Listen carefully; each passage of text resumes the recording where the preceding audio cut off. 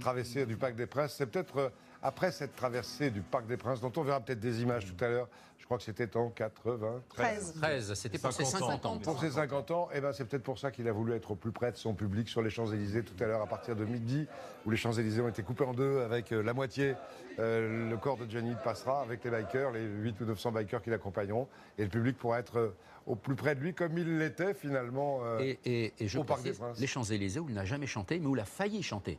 Jean-Claude Camus disait il y a quelques jours, il faisait cette confidence, il avait tenté d'organiser un concert avec Johnny Hallyday sur les Champs-Élysées, et puis ça n'avait pas pu se faire parce qu'il y avait des problèmes de son. Les 2 kilomètres, Anne-Claire Coudray, dont vous parliez, oui. c'est impossible à sonoriser. On les connaît bien parce que pour le 14 juillet, on a aussi le même problème que Johnny a Exactement. avec le boulot. Et c'était impossible à sonoriser. Et comme c'était au mois de juin, les feuilles des arbres gênaient la visibilité, évidemment, d'une foule immense. Et regardez cette image des Champs-Élysées qui se charge de monde. Tout à l'heure, il n'y avait pas grand monde, il y avait de la foule que sur le bas des Champs-Élysées, place au début un petit peu place de la Concorde, la rue Royale noire de monde, la place de la Madeleine aussi. Et regardez les Champs-Élysées qui commencent à se charger de monde sur toute la moitié des Champs-Élysées. L'autre moitié sera réservée à partir de midi au cortège qui devait partir vers 11h du Mont-Valérien. Et il n'est toujours pas parti. Peut-être y a-t-il un petit retard. Il va aller du Mont-Valérien à la Porte Dauphine pour retrouver les bikers qui vont accompagner le corps de Johnny jusqu'à la place de la Concorde. Les bikers qui sont toujours pour l'instant porte-maillot. D'ici une demi-heure, 3/4 d'heure, ils commencent à partir, on les voit, vers la Porte Dauphine. On voit les images des bikers. Ce sont d'autres bikers, sur les bikers à la Concorde, ceux-là, je ne sais pas. On est à la Concorde, donc ce ne sont pas ceux qui vont accompagner Johnny, je ne sais pas. Allez-y, Alain Lecoq. Expliquez-nous. Ce que je voulais dire, je voulais rajouter par rapport au monde du biker, je pense qu'il y a quelque chose qui est très important, c'est pas 600 bikers qui sont dans le défilé. Vous pouvez multiplier par 10, voire peut-être plus. Vous verrez. Ils seront autour. Mais qui seront derrière. On en pensait. Mais je peux Voilà. vous assurer, vous Un serez peu très partout surpris. en Tout le France. monde sera surpris. Mais ça part de tous les côtés. Je pense qu'Alain a raison. Partout en France, les gens sûr. sont précipités pour s'inscrire, pour être dans les 700 premiers, mais il y en aura d'autres. Oui, à votre avis. Regardez. Parce qu'il y a le chapter, Regardez ces les- bikers qui commencent à se positionner en haut des Champs-Élysées. Ouais, à descendre même. Vous apercevez sans doute l'Arc de Triomphe derrière, ces bikers qui vont donc avec leurs brassards noirs, qui se positionnent en ce moment même. Et on va peut-être retrouver Annie Bazar qui doit pas être loin de ses premiers bikers, Annie. À l'étoile. Oui, il y a tout juste quelques secondes, on a pu apercevoir les premiers bikers, les premiers motards qui chevauchaient donc leur Harley Davidson passer ici sur cette place de l'Étoile, là où tout va démarrer dans à peu près 1 heure maintenant. Ces motards qui sont passés avec leur brassard noir, leur foulard noir et ce son si légendaire des motos que Johnny Hallyday aimait tant. Alors vous pouvez le voir ici, eh bien cette place est donc prête à accueillir la famille, le cortège funéraire, et les fans sont déjà tous présents, plusieurs milliers de personnes présentes ici sur cette place de l'Étoile. Et parmi ces fans, nous sommes notamment avec Sandrine. Sandrine, vous avez fait de nombreux concerts de Johnny et c'était important pour vous de l'accompagner aujourd'hui. Oui, j'en ai fait 2, à Boulazac, à Périgueux, en 2013 et en 2015. Et en 2015, c'est vrai que j'ai pu le voir de très très près et il m'a serré la main, quoi. C'était un homme en or. Et vous avez fait le déplacement depuis la Dordogne. Ah oui, j'aurais manqué ça pour rien au monde, de toute façon. Et vous allez l'accompagner jusqu'à la Madeleine tout à l'heure. Je vais essayer, oui. Merci beaucoup. Alors vous pouvez le voir ici, cette place, c'est assez rare de voir ce spectacle, cette place de l'Étoile qui est donc vide et qui attend désormais l'arrivée du cortège. Et ces motards qui descendent les Champs-Élysées déjà, qui ne sont pas dans le cortège officiel, car le cortège officiel, lui, avec les 700 motards agréés pour entourer le corbillard, ne descendra qu'à partir de midi. Mais là, d'autres motards, et vous nous disiez, il y en aura peut-être des dizaines de milliers. Ah oui. C'est ça la liberté des motards d'abord. Et oui, parce que il y a eu une première sélection qui seront encadrés, et après c'est tout le reste. Mais tout le reste c'est énorme, puisque moi je suis sur les réseaux sociaux, bikers et autres, et on en parle. Je connais beaucoup de motards. Il y a des groupes qui arrivent de toute la France. Vous voulez dire qu'ils ne se laisseront pas arrêter Ah non. si facilement? D'ailleurs, ce que regrette tout le monde, c'est que ça ne soit pas un seul et unique groupe. Parce qu'il y a Pour un des peu raisons de sécurité. Ouais, ça, et puis un peu une ségrégation dans le milieu. Il y a eu une petite ségrégation parce que le biker, je le répète encore. Les bikers et les piétons, vous le voyez sur cette image impressionnante, certains se demandaient s'il y aurait du monde. On se dit finalement, les spectateurs de Johnny, c'est des vieux, ils vont pas sortir, il fait froid dehors. Eh bien si, ils sont là avec des jeunes, ils sont là avec toutes les générations. Les Champs-Élysées, déjà presque noirs de monde, on est à 3/4 d'heure du début de la descente des Champs-Élysées, de l'arrivée du cortège que les gens veulent voir de près pour dire au revoir une dernière fois à Johnny Hallyday. Et cette image est saisissante de voir autant de motards, pas du tout prévus, mais qui sont là parce qu'ils veulent être là. Puis il y en aura sans doute des centaines d'autres derrière. Et puis ces dizaines de milliers de spectateurs. Et depuis la rue Royale, où vous êtes toujours, François-Xavier Ménage, et là-bas, rue Royale, c'est toujours noir de monde.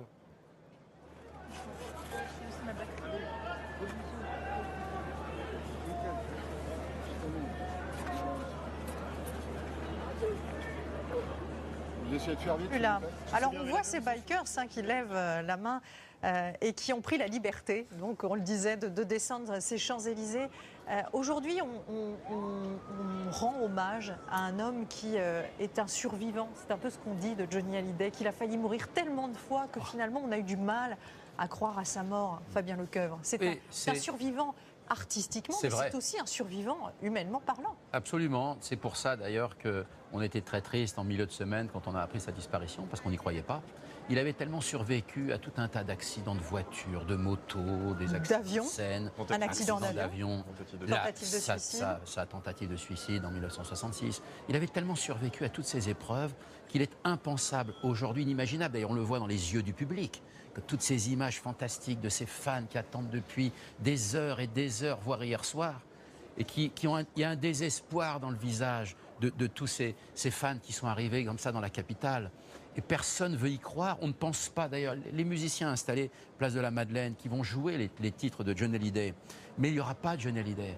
C'est terrible pour tous ces fans qui sont venus et ils le savent. Je crois que c'est vraiment un instant historique, on peut le dire, parce que c'est la première fois qu'en France, un homme est célébré dans ses obsèques avec autant de considération et de grâce. Et de respect aussi. On voit ces motards qui descendaient librement les Champs-Élysées, moto synonyme de liberté. Il y a quand même les forces de l'ordre qui les ont arrêtés là un petit peu avant la place de la Concorde. Enfin, tout a l'air de se passer calmement, mais surtout cette foule immense qui continue à arriver. Je ne sais pas si on peut rejoindre l'un de nos envoyés spéciaux sur les Champs-Élysées. Il y en a beaucoup. Il y a Caroline Henry, il y a Yannick Eza, il y a Cyril Adrien-Salmon, Hélène Grégoire.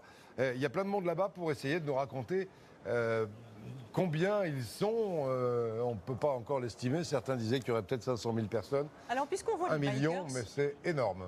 Puisqu'on voit les bikers, on va peut-être aller au funérarium, du Mont-Valérien, où le convoi funéraire commence à sortir de l'enceinte de ce funérarium. Marie Croxel, est-ce que vous pouvez nous dire un mot ? Le convoi s'ébranle à l'instant. Une quinzaine de motos de police est en train de sortir du funérarium. Beaucoup d'agitation, puisque beaucoup de fans attendent à l'extérieur. Et ça y est, à l'instant, vous voyez le corbillard transparent afin que l'ensemble des fans puissent voir le cercueil de Johnny pour un dernier adieu. Vous voyez la voiture sortir lentement. Johnny! Vous l'entendez sans doute, des applaudissements derrière moi. Une bonne centaine de fans qui attendent depuis des heures dans le froid pour apercevoir cette image.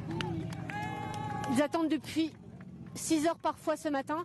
Voilà, le corbillard, le convoi funéraire s'ébranle.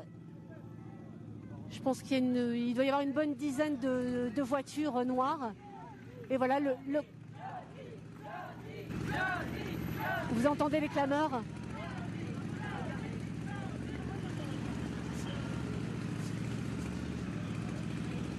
Quand le convoi mortuaire a commencé à sortir donc, de ce funérarium, avec le cercueil blanc que Johnny Hallyday voulait, je crois, parce qu'il en avait parlé avec ses proches, c'est très émouvant.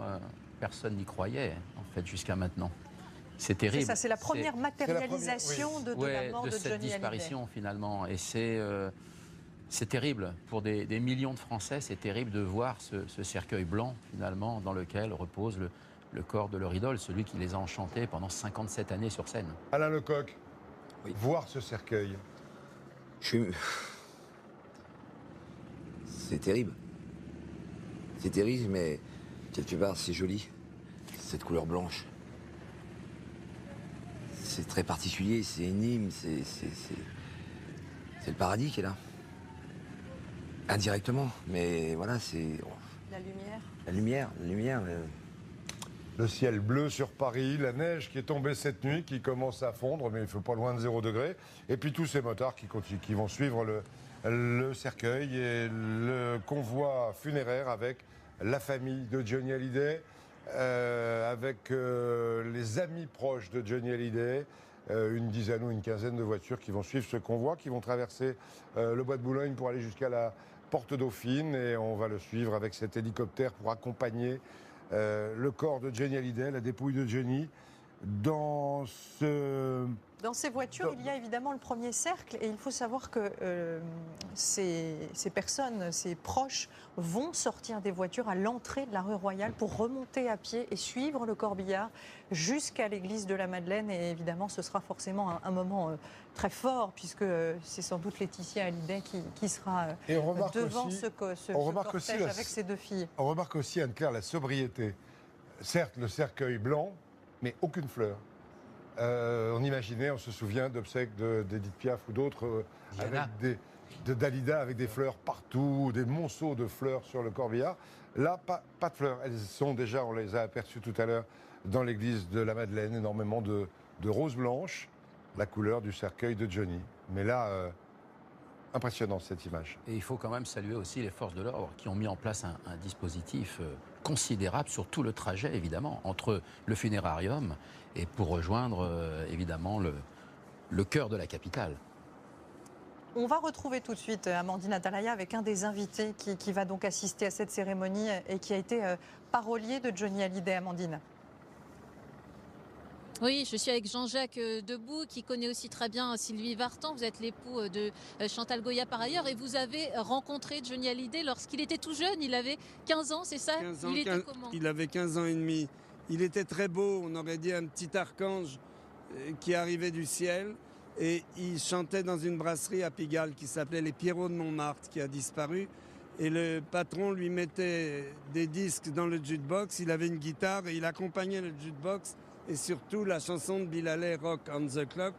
Et il faisait les pas, et il faisait la chorégraphie de Bill Haley. Et moi, je l'avais trouvé fascinant. Il s'appelait que Jean-Philippe Smet à l'époque. Il ne s'appelait pas encore Johnny Hallyday. Et alors j'avais prévenu les gens de ma maison de disques, c'est-à-dire Jacques Volson. Je lui avais dit, il y a un phénomène, Jacques, il faut que vous veniez le voir. Vous l'avez vu grandir, justement, ce phénomène, émerger, oui, se construire. Il était comment, cet homme formidable, vous me disiez il y a 2 minutes? Je vous dis, il était très touchant. Et c'était clair qu'il allait faire quelque chose de très bien. Puis en plus, il aimantait les gens. Il aimantait déjà enfant, il aimantait tout le monde. Et alors donc, il a été faire son premier disque chez Vogue, puisque j'avais amené les gens de chez Vogue, rue d'Hauteville, où il a fait Laisse les filles, Itsy Petit Bikini, dans ses premiers disques.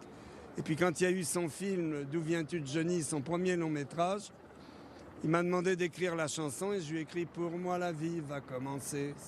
C'est le cas de le dire aujourd'hui, pour moi la vie va commencer. Mais je pense que pour lui la vie va recommencer. On est face à des dizaines de personnes ici qui sont en train d'ailleurs de vous regarder, qui oui, vous appellent. Vous dites quoi en les voyant? Mais c'est de la famille à Johnny. Ils ont vécu avec Johnny, ils ont vécu en même temps que lui. Je ne suis pas étonné de voir cette foule qui vient lui rendre hommage parce qu'il le mérite. Il les a tellement aimés et ces gens l'ont tellement aimé depuis tellement d'années que on peut pas être complètement étonné de ce qui arrive. Dernière question, vous me disiez, il entre aujourd'hui au panthéon des grands musiciens. Je dis qu'il entre au panthéon des grands artistes aujourd'hui, mais qu'il en sortira encore plus grand qu'avant. Merci beaucoup Jean-Jacques Debout. Alors que vous le voyez aussi, c'est le silence désormais autour de l'église de la Madeleine, puisque les invités, les 800 invités, sont en train d'arriver à l'intérieur de l'église. Et vous venez d'apercevoir le père Guy Gilbert, le curé des motards. Évidemment, on n'est pas surpris non plus de le voir ici, aujourd'hui, Alain Lecoq? Oui, Guy Gilbert, je le connais très bien. C'est un grand monsieur. Les bikers sont Oui. aussi pleins de spiritualité. Ah, complètement. Le père Guy Gilbert, quand il va sur des rassemblements, il bénit les bikers. Il bénit. Alors on aperçoit l'intérieur de l'église, on parlera sans doute tout à l'heure du rapport de Johnny Hallyday à la religion, à la spiritualité. Il disait souvent, je dis souvent merci mon Dieu, mais je crois plutôt à ma bonne étoile. Donc on est un petit peu entre deux. Il se disait pas forcément totalement croyant, mais voilà, il croyait qu'il existait quelque chose. C'est pour ça d'ailleurs que ce n'est pas une messe qui va avoir lieu tout à l'heure, mais une bénédiction. Je pense qu'on est vraiment... Il y a eu des moments de sa vie où il a été un peu en délicatesse. Dans les années 70, avec sa chanson Jésus-Christ, qui était un hippie. Ils ont failli être excommuniés par le Vatican. Tout à fait. Puis il y a eu d'autres chansons très belles, Je suis un charpentier, Marie, etc. Donc il y a eu tout. Johnny Hallyday qui portait quand même quasiment en permanence un pendentif de Jésus sur la croix, bardé d'une guitare électrique. C'était le rocker spirituel. Ça ne peut pas plaire à tout le monde. Qu'est-ce qui ne plaît pas à tout le monde? La guitare électrique ou la croix? Les deux ensemble, je pense. Ça pouvait ne pas plaire à tout le monde éventuellement. Oui, mais c'était sa liberté aussi, peut-être. La respecte, bien sûr. Et il y a énormément, en tout cas, de fans qui ont acheté la même croix avec la guitare. C'est devenu une sorte de symbole. Il y en a partout. Et on voit ce convoi qui continue à avancer, qui a traversé la Seine. Et on va retrouver Henri Dreyfus, qui est avec les motards du convoi officiel, pas ceux qui étaient tout à l'heure sur les Champs-Élysées, qui y sont toujours d'ailleurs. Des motards, Henri Dreyfus, vous êtes avec eux, ils vont pas tarder à rejoindre le convoi funéraire. Oui, effectivement, Jean-Pierre. Ça y est, les 788 motards, très exactement, qui ont été dûment accrédités, sont parqués à l'entrée de la porte Dauphine. Ils attendent le passage du convoi funéraire, mais il y a beaucoup plus de motards partout dans les artères adjacentes, mais tout le monde n'a pas pu participer à ce cortège. D'ailleurs, les réseaux sociaux grondent depuis 48 heures de tous ces fans et conduits déçus, malchanceux de ne pouvoir participer à ce cortège. Le cortège dont les motos commencent à rugir. Tout le monde attend désormais de se déplacer vers la place de l'Étoile. Le cortège qui est en train de traverser la Seine, vous le voyez, sur le pont de Neuilly pour rejoindre dans quelques instants la place de l'Étoile, dans quelques minutes. Et on va retourner à la Madeleine. Amandine Atalaya qui est aux côtés donc de Guy Gilbert, le curé des motards. Amandine. Oui, bonjour Père Gilbert. Alors dites-moi aujourd'hui, qu'est-ce que vous ressentez face à cette foule et devant cette église de la Madeleine? Johnny avait une pauvreté de vie, c'est pour ça que je l'aime immensément, parce que je m'occupe que de jeunes qui ont été abandonnés, qui ont été délaissés. Il avait un don extraordinaire et il a donné ce don aux gens. C'est la plus belle chose qu'il ait fait, la plus grande chose qu'il a fait dans sa vie. Voilà. Son manager disait qu'il avait glissé l'envie d'un hommage justement très populaire. C'est le cas aujourd'hui? Absolument. Comme Victor Hugo, une foule énorme de gens sont venus parce que Johnny parlait de la pauvreté, parlait de la misère, de l'amour, de la joie. Eh bien, tu sais, dans une France morose, c'est extraordinaire ce qu'il a donné. C'est fantastique. Il était comment cet homme, dites-nous? Ah, simple, timide, généreux. Quand il avait la possibilité, il faisait un récital, il savait qu'il y avait des grévistes, il fonçait immédiatement leur donner le cachet de son truc. Voilà. Parce qu'il avait une enfance lui-même très, très difficile. Une enfance très difficile. Et puis il avait les 2 filles adoptives, les dernières là. C'est une merveille. Jade et Joy. Ouais, il les a aimées énormément.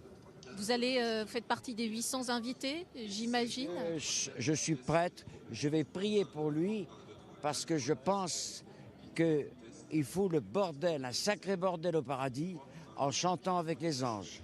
Merci beaucoup, Père Gilbert.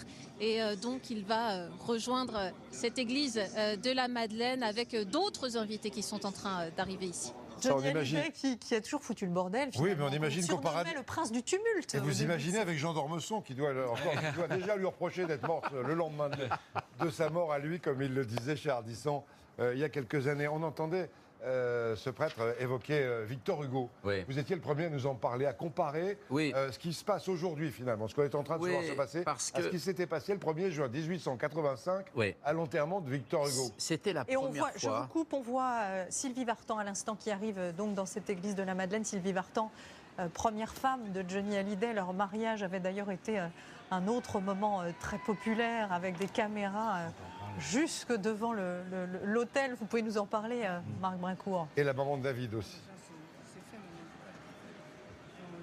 Avec hier des enfants qui se trouvaient à ce mariage et qui disaient que c'était la cohue, la folie furieuse absolument au mariage de Sylvie et de Sylvie qu'on retrouvera tout à l'heure. Je reviens à Victor Hugo. C'est pas trop osé de comparer la mort de Johnny à celle de Victor Hugo. Même le Premier ministre, même Édouard Philippe ce matin, compare aussi à Victor Hugo, comme vous l'aviez fait mercredi. J'ai été le premier à en parler avec vous d'ailleurs, Jean-Pierre, parce que j'ai relu tous les journaux de l'époque, Le Siècle, Le Figaro, Le Gaulois. Nathalie Baye et David Hallyday qui arrivent à la Madeleine, avec Laura Smet qui est derrière, avec des lunettes noires. Et on peut vraiment comparer cet événement aujourd'hui, qui est un événement, une cérémonie historique en tout cas, comme celle qu'il y a eu à la fin du 19e siècle, au moment des obsèques de Victor Hugo. C'était le 1er juin 1885, avec un homme immensément populaire en ce temps aussi, et qui avait eu cet hommage de Paris, qui voulait absolument saluer une dernière fois ce grand homme, ce grand auteur. Et aujourd'hui, on a un peu ce sentiment, avec toute la tristesse sur le visage de Sylvie Vartan. Sylvie Vartan qui était l'égal féminin de Johnny Hallyday à l'époque. Ah oui. Une immense star. Oui, quand ils se sont mariés le 12 avril 1966, ça a été un événement en France considérable aussi. Oui. Et donc vous voyez le convoi funéraire qui avance. Donc la famille, donc les deux grands enfants de Johnny Hallyday et Sylvie Vartan et Nathalie Baye ne sont donc pas dans ce convoi qui suit le cercueil de Johnny. Nous allons retrouver tout de suite François-Xavier Ménage qui est face à cette église de la Madeleine. François-Xavier. Oui, alors il faut comprendre effectivement que tout ça est retransmis sur écran géant ici et vous avez des milliers et des milliers de fans qui, quand ils ont vu le cercueil en blanc, ont applaudi. Un autre moment important d'ailleurs à vous décrire, et ce mot on peut le lire aussi, c'est merci, on l'a entendu dans la foule quand l'image du cercueil est apparue. Ces milliers de fans qui pour certains sont là depuis hier soir 18h. Je vous montre juste en quelques mots ce dispositif. Vous voyez ici des policiers, il y a 1500 personnes pour assurer la sécurité ici à Paris et notamment ici place de la Madeleine. Regardez le dispositif médiatique, des dizaines de photographes professionnels, des caméras, pas seulement d'ailleurs des journalistes français, il y a aussi quelques journalistes étrangers. Et puis vous avez bien sûr ces fleurs qui sont posées ici à même le sol. Je vous en montre juste quelques-unes avec là encore ce même mot qui revient. Merci Johnny, des lettres pour lui et pour sa famille et ses proches. Merci beaucoup François-Xavier. Et vous les entendez, ces fans qui scandent le nom de Johnny Hallyday qui traverse donc le bois de Boulogne et qui va descendre ces 2 kilomètres de Champs-Élysées qu'on aperçoit. Qui va arriver dans quelques instants, place de l'Étoile, dans moins de 5 minutes, place de l'Étoile, où se trouve Annie Bazar. Avant, ils vont passer par la porte Dauphine, bien évidemment, pour rejoindre le convoi des bikers qui, lui, vient de l'autre côté. Et on va retrouver, pour vous montrer qu'il y a quand même de plus en plus de gens d'un bout à l'autre des Champs-Élysées jusqu'à la Madeleine, la Concorde, au milieu, là où le convoi funéraire s'arrêtera tout à l'heure. On va retrouver Hélène Grégoire. Hélène. Oui, et pour cet hommage à une idole rock'n'roll, il était difficile d'imaginer que tous les fans allaient rester juste sagement derrière les barrières. Alors certains sont venus ici, dans les fontaines. Je crois que d'ailleurs ce sera la seule occasion de vous parler depuis l'intérieur des fontaines de la Concorde. Alors pour Johnny, rien n'est trop gros et rien n'est trop haut. Alors est-ce que vous voyez bien d'ici ? Excellent, excellent, recueil, communion, il y a un monde, c'est tout ce qu'on voulait pour lui, et que la communion se fasse autour de notre artiste. Vive Johnny! Alors l'important c'est d'être là, peu importe le froid, peu importe l'inconfort. Alain est perché sur cette statue depuis 1h30. Oui, comment ça va? Un peu froidement, mais pour Johnny, qu'est-ce qu'on ne ferait pas? Donc vous le voyez, ils sont tous ici présents pour essayer d'apercevoir au mieux le cortège qui passera juste derrière nous, à quelques mètres de cette fontaine. Avec ce cercueil blanc impressionnant, merci. Hélène nous a rejoint sur ce plateau le père Luc Redel, qui est l'aumônier des artistes, enfin on vous appelle comme ça. C'est compatible, une cérémonie religieuse et une ambiance rock'n'roll? Qu'est-ce qui l'empêcherait? Rien, mais je vous le demande quand même. Le côté mauvais garçon des bikers ou des rebelles ou de Johnny Hallyday. Johnny s'est revendiqué être une vieille canaille et je ne vois pas en quoi il y a quelque chose d'opposé, d'étranger à Dieu ou à l'Église. Jésus, à sa manière, si je peux me permettre, aurait pu dire aussi qu'il était une vieille canaille. C'est une espèce de rébellion aussi, cet amour des gens, ce désir de se donner et une rébellion contre l'injustice. Pas jusqu'au hippie quand même. Pas jusqu'au hippie, mais en même temps, vous savez, dans la même chanson, Johnny nous donne à entendre qu'au grand festival de Woodstock, c'est lui qui soignait les blessés, ce Jésus hippie. Voilà. Enfin, ça avait provoqué une sacrée polémique, cette chanson-là, quand même. Oui. On s'en souvient. Alors, nous venons d'apercevoir Patrice Lecomte arriver dans cette église de la Madeleine. Vous allez nous aider à décrypter cette cérémonie qui est une bénédiction et non pas une messe. Hein. Une célébration de funérailles avec bénédiction. Il y a toujours une bénédiction dans toutes les célébrations. Voilà. Ce que ce n'est pas, c'est une messe. Voilà. Parce qu'il y a des textes aussi qui sont des textes qui ne sont pas religieux, hein, des choix de poèmes. Alors il y a aussi, oui, bien sûr, il y aura quelques textes qu'on va entendre, en plus des textes religieux. Dans toute célébration chrétienne, il y a toujours la parole de Dieu.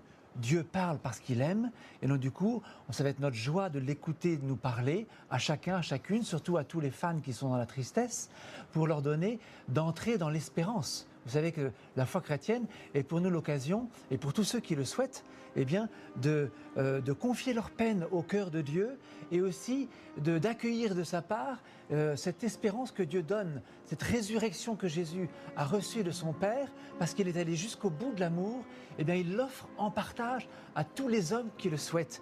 Et nous espérons aussi à Johnny aujourd'hui. Donc nous allons prier ensemble avec Johnny, et puis aussi pour tous ses proches particulièrement, dans la peine, que ce soit Laetitia, les proches que ses enfants. Que l'on aperçoit justement, vous voyez Laura Smet embrasser très chaleureusement Sylvie Vartan, qui était donc la première femme de son père, et puis derrière Nathalie Baye.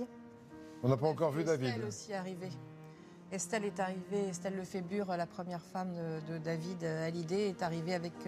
Mais on n'a pas encore vu David. Hein. David était avec Nathalie Baye à côté de Nathalie Baye. Il est entré avec... Vous avez vu aussi tout à l'heure Dick Rivers, David et Laura qui ont choisi de ne pas accompagner leur père depuis le Mont Valérien, mais qui ont choisi de l'attendre à la Madeleine. Regardez ces deux ex-femmes, ces deux ex-amours de Johnny Hallyday et puis David Hallyday, qui console un invité.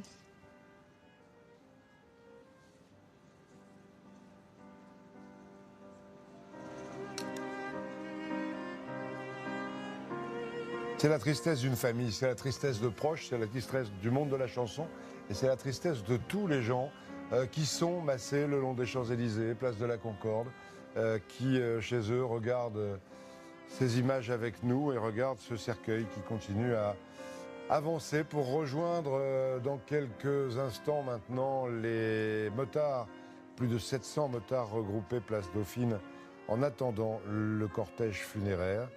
Et d'ici une vingtaine de minutes, le cortège sera formé, commencera à descendre les Champs-Élysées, où j'espère que nous allons pouvoir rejoindre nos envoyés spéciaux. Mais il y a tellement de monde qu'on a du mal à rejoindre les envoyés spéciaux sur le milieu des Champs-Élysées, car tout le monde utilise son téléphone portable et les liaisons sont difficiles. En revanche, Philippe Labro à l'image. Oui, Philippe Labro qui devrait prendre la parole pendant la cérémonie. Philippe Labro qui a rencontré Johnny Hallyday en boîte de nuit, et ils se sont parlé grâce notamment aux bottes de cow-boy de Johnny Hallyday, qui était manifestement une passion partagée par Philippe Labro, et s'en est suivi 40 années d'amitié et 40 chansons. Mais souvent l'amitié, les amitiés de Johnny commencent en boîte. Commencent en boîte le soir ou autour d'un bon plat ou d'un bon verre. C'est très vrai, absolument. Ouais. Et son bureau. Et son bureau. Johnny Hallyday qui avait peur de la mort et qui avait peur de la nuit, beaucoup. Il ne dormait pas beaucoup, précisément parce qu'il disait souvent qu'il avait peur de ne pas se réveiller. Oui, il était assez insomniaque. Ses nuits commençaient souvent à 4 h du matin, voire à 6 h quand les autres se levaient. C'était quelque chose qu'il n'aimait pas beaucoup et puis il n'aimait pas rester seul la nuit. Donc il fallait rester éveillé à côté de lui ou en tout cas répondre au téléphone quand il vous appelait en plein milieu de la nuit pour une question ou juste pour être accompagné. Ou pour solliciter son guitariste Yarol Poupourou. Il l'a appelé à 2 h du matin. Ils venaient de faire un petit concert ensemble, complètement fortuitement, devant 150 personnes. Yarol Poupourou rentre chez lui, à 2 h du matin, le téléphone sonne, c'est Johnny qui l'appelle pour lui dire tu veux venir. Johnny qui, paraît-il, aimait aussi beaucoup les films d'horreur. C'était une facette qu'on connaissait moins. On va retrouver tout de suite Amandine Atalaya, place de la Madeleine. Vous êtes avec un invité. Oui, tout à fait. Je suis avec Jean-François Stévenin, comédien et réalisateur. Vous connaissiez, monsieur Stévenin, Johnny Hallyday depuis 48 ans. Quels sont vos plus beaux souvenirs avec lui? Je pourrais dire tous. Depuis le premier jour, c'est au Palais des Sports en 69, Palais des Sports. Et puis après, voilà, chaque concert, Et puis après, on est devenus pas amis. Lui prétendait que j'étais son copain. Mais pour moi, je suis le fan de base. Moi, c'est Johnny Hallyday. Je peux pas être... On ne peut pas être son égal, c'est ça? Ah ben on peut pas, oui, pour moi c'est... Voilà. Comme pour les fans, vraiment pareil. Et puis après, on a eu la chance de faire des films ensemble. Moi, comme acteur, on a tourné 7 ou 8 films ensemble. Et puis après aussi, il m'a fait un cadeau formidable. Je sais une histoire, moi. C'est le 23 août 2000. Moi, j'étais en train de tourner un film qui s'appelait Mishka. Lui, il voulait être dedans. Moi, je voulais qu'il soit là. J'ai créé une super scène. Il est arrivé en hélicoptère. On n'avait pas de plan de vol. C'était tout à l'arrache. Il chantait à l'Olympia le soir même. Et il est venu, voilà, pour être dans le film. Et c'est un point d'orgue dans le film parce que c'est vraiment l'ange, l'archange qui descend, un totem indien. C'était extraordinaire. Est-ce qu'il était un acteur aussi doué que le musicien l'était? Ah oui, lui il aimait beaucoup le cinéma. Il aurait fait qu'une carrière d'acteur. Son rêve, James Dean et tout ça, depuis le début. Il voyait 1 ou 2 films par soir, même en tournée. Il s'endormait jamais avant d'avoir vu un film complètement. Il adorait le cinoche. Un homme cultivé? Ah ben il adorait le cinéma, voilà. Qu'est-ce que vous vous dites aujourd'hui, vous, face à cet hommage populaire immense, incroyable? Ah oui, et puis je pense que c'est pas fini. Il y a ceux qui étaient là aujourd'hui, mais de toute façon, il est là pour toujours. Parce qu'il il est complètement immortel. Merci beaucoup, monsieur Stévenin. Et puis un dernier mot, Anne-Claire, nous sommes ici à l'endroit où le président Emmanuel Macron va arriver tout à l'heure à la cérémonie, vraiment là où se trouvent ces policiers. Il y aura aussi Nicolas Sarkozy qui a rendu hier matin hommage à Johnny Hallyday au funérarium du Mont-Valérien. Valéry Giscard d'Estaing, lui, ne sera pas présent. Il a fait porter une lettre de condoléances à Laetitia Hallyday en rappelant son souvenir du soutien de Johnny Hallyday lors de la campagne présidentielle de 1974. Et la fille de Jacques Chirac, Claude Chirac, sera également présente à cet hommage. Amandine Atalaya, on va retrouver maintenant le cortège funéraire qui s'est regroupé avec quelques centaines de bikers. C'est l'image que vous voyez en bas à gauche, avec le cortège qui est avenue Foch et qui va arriver dans quelques instants vers l'Étoile, avec ce cercueil blanc qui donne des frissons quand on le voit, parce qu'on sait que Johnny est là et qu'on ne voulait pas le croire, et qu'il est là, et que derrière il y a le cortège avec Laetitia, les enfants et c'est étonnant les amis proches. de voir cette escorte policière. Ça rappelle que Johnny Hallyday allait à ses concerts et en était ramené dans un fourgon de police à l'époque. Très souvent, oui. Il ne pouvait pas échapper à la foule qui l'attendait des heures sur le port des coulisses. Et il a souvent eu l'escorte de nombreux motards de la police ou d'autres regroupements de motards.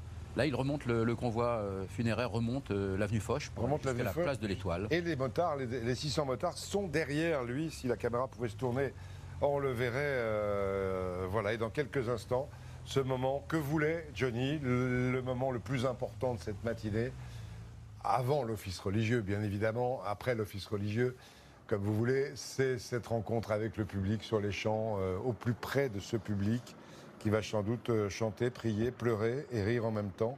C'est difficile de savoir s'il va y avoir du bruit ou au contraire un silence total au passage de... Les motards ont dit qu'ils voulaient faire plein de bruit, Anne-Claire. Vous confirmez, Alain Lecoq? Je pense. Là, on dirait que c'est très silencieux. Hein, là. Exactement, très silencieux. oui, exactement. Ouais, Le silence qui s'entend aussi, si je puis dire, jusqu'à la place de la Madeleine. Alors qu'on entendait des chansons jusqu'à présent, et là c'est vrai qu'on sent que les gens commencent à sentir que quelque chose va se passer et que le côté très solennel de cette cérémonie et de cet hommage populaire commence. Déjà, avenue Foch, des gens jettent quelques fleurs, des gens applaudissent, des gens crient Johnny, Johnny, et pourtant là ils ne sont pas très nombreux, mais quand même, avenue Foch. On est encore à quelques centaines de mètres des Champs-Élysées où commencera cette descente sur la plus belle avenue du monde. Une descente que souhaitait Laetitia, dont rêvait Johnny. Et ben voilà, il l'a descendu tellement de fois à moto, parfois la nuit et parfois... Au-delà des limites. Au-delà des limites, on l'a vu hier soir au journal de 20h, dans votre journal, Anne-Claire, avec un témoignage étonnant de celui qu'il appelait son neveu. De son petit, de son petit cousin, Hallyday. qu'il appelait mon oncle, effectivement, et qui traversait les Champs-Élysées à 200 km/h, paraît-il. Voilà, c'était un témoignage très émouvant hier. Et ben là, il doit être là aussi, le petit Hallyday, Michael Hallyday. Michael, qui a grandi, qui a une soixantaine d'années maintenant et qui était accroché derrière la moto de Johnny à 200 à l'heure sur les champs. Voilà, c'était Johnny qui arrive donc sur cette place de l'Étoile. Il y a un monde considérable. Hein. Il y a une foule énorme. C'est du jamais vu. Annie Bazar. Annie, est-ce que vous nous entendez? Vous êtes sur cette place de l'Étoile. Vous entendez ces clameurs? Oui, je les entends. Alors nous sommes juste à côté du public, les motards, donc les bikers à l'américaine qui sont donc en train d'arriver sur cette place de l'Étoile, là où tout va démarrer. Je ne sais pas si vous les entendez, ces fans qui clament Johnny, Johnny, Johnny. Ils ont tous sorti leur téléphone portable pour immortaliser ce moment. On rappelle que c'est là, sur cette place de l'Étoile, que tout démarre. Une cérémonie placée sous le signe du rock'n'roll, comme l'aurait aimé Johnny Hallyday. Vous pouvez voir déjà donc le cortège qui s'avance et donc le cercueil blanc de Johnny Hallyday sous les applaudissements du public qui est venu nombreux ici sur cette place de l'Étoile. Johnny, Johnny, voilà ce que crient ici les fans qui sont donc présents, des fans qui sont très émus, qui souhaitent accompagner pour ce dernier adieu à Johnny jusqu'à la Madeleine. Cette cérémonie exceptionnelle, cérémonie hors norme qui se déroule donc en ce moment même, qui vient de démarrer ici place de l'Étoile. Ils commencent à descendre les Champs-Élysées alors que derrière des centaines de motards arrivent, eux, sur la place de l'Étoile pour accompagner Johnny. Et vous le voyez, il y a énormément de monde sur la place de l'Étoile et un peu plus loin, sur toute la gauche des Champs-Élysées en descendant. Toute la voie de gauche a été réservée au public pour que le public soit au plus près de Johnny dans ce corbillard si sobre. Énormément de sobriété, de simplicité autour de ce cercueil blanc et beaucoup d'émotions pour tout le monde. C'est saisissant de voir ce contraste dans cette image. Johnny Hallyday qui s'est senti seul quasiment toute sa vie, qui le dit, la solitude fait vraiment partie de ses doutes et qui est en même temps entouré de dizaines, peut-être de centaines de milliers de fans. C'est incroyable. Oui, c'est très troublant d'ailleurs. C'est le paradoxe des métiers d'artistes, souvent, c'est-à-dire d'avoir des foules autour de soi et parfois de se retrouver seul chez soi quand on rentre. C'est toute la complexité de ce métier qu'il aimait tant, évidemment, Johnny Hallyday, depuis cette première télévision, le 18 avril 1960, là où la France a découvert pour la première fois le visage, le beau visage à 17 ans de Johnny Hallyday. C'était dans l'école des vedettes d'Aimé Mortimer avec Lynn Renaud et cette première télé, Lynn Renaud présentant ce petit jeune au papa américain. Et on ne savait pas s'il allait l'avenir. On retourne sur les Champs-Élysées, Anne-Claire, et avec les bikers peut-être. Effectivement, Henri Dreyfus est au milieu de ces bikers. Henri, est-ce que vous nous entendez? Vous êtes sur votre moto. Racontez-nous quel effet ça fait d'appartenir à cette escorte. à Anne-Claire, la scène est stupéfiante, tout à fait saisissante. Nous venons de débuter la descente des Champs-Élysées avec les 700 bikers à une allure assez modérée. Et tout autour de nous, eh bien, les trottoirs sont noirs de monde. C'est une symphonie de klaxons, de hurlements, de ces cylindrés que Johnny affectionnait tant. Tous les badauds prennent des photos, on voit des poings levés, voilà, des cœurs. C'est très impressionnant. Alors la situation est un peu chaotique, la circulation est compliquée, on frôle parfois le carambolage, mais tout le monde est très respectueux. Et puis c'est un grand moment d'émotion pour tous ces bikers qui tenaient absolument à accomplir cette dernière balade avec leur idole. C'est ce qu'ils sont en train de faire. Nous arrivons non loin de la place de la Concorde sous ce magnifique soleil d'hiver. Merci Henri, on va retrouver un autre envoyé spécial. Yannick Hézard qui se trouve lui sur les Champs-Élysées mais à pied, au milieu de la foule, beaucoup d'émotions aussi Yannick. Oui, beaucoup d'émotions. On a entendu parmi la foule un silence se mettre en place quelques secondes avant l'arrivée du cortège et maintenant c'est avec beaucoup d'émotions que les gens sont en train de regarder les yeux grands ouverts ces motos vrombir devant eux. Lorsque le cercueil de Johnny est apparu, beaucoup ont également respecté un moment très, très ému. On les a sentis très émus et maintenant ils applaudissent en entendant passer ces motos. Madame, qu'est-ce que ça vous fait? It's amazing. I don't know what is it, but it's very exciting. Voilà, une touriste qui semble aussi émue par ce moment. Beaucoup de personnes qui viennent d'un peu partout en France. Madame, qu'est-ce que ça vous fait de voir ce spectacle? C'est formidable, c'est émouvant déjà de voir tout ça, ces bikers, tout. Franchement, je suis tout émue. C'est magnifique, vraiment. Voilà, beaucoup d'émotions, beaucoup de bruit. Beaucoup de bruit, d'ailleurs on n'entend pas du tout la musique qui était prévue puisqu'on avait dit que les musiciens joueraient l'idole des jeunes qui serait diffusée sur les haut-parleurs sur tous les Champs-Élysées. On les entend pas, on entend les clameurs de la foule. On les voit, les musiciens. On va retrouver Caroline Henry qui est également sur les Champs-Élysées, au milieu de cette foule qui lance des roses sur la route. Au rond-point des Champs-Élysées. Quelle énorme émotion il y a quelques secondes. Énorme émotion quand le convoi est passé juste devant nous. André, qui est à côté de moi, a tenu à jeter une fleur blanche lorsque le cercueil de Johnny est passé devant vous. André. Oui, bien sûr, en hommage à Johnny, et à mes souvenirs d'enfance. Pour mes amis disparus aussi, qui ne peuvent pas être là aujourd'hui, quoi. Une grande émotion, quoi, et une pensée pour tous ceux qui l'aimaient aussi, quoi. Qu'est-ce qu'il représente, Johnny? Une grosse partie de ma vie, je l'ai connu à l'âge de 13 ans, il a bercé mon enfance, ma jeunesse, ma vie.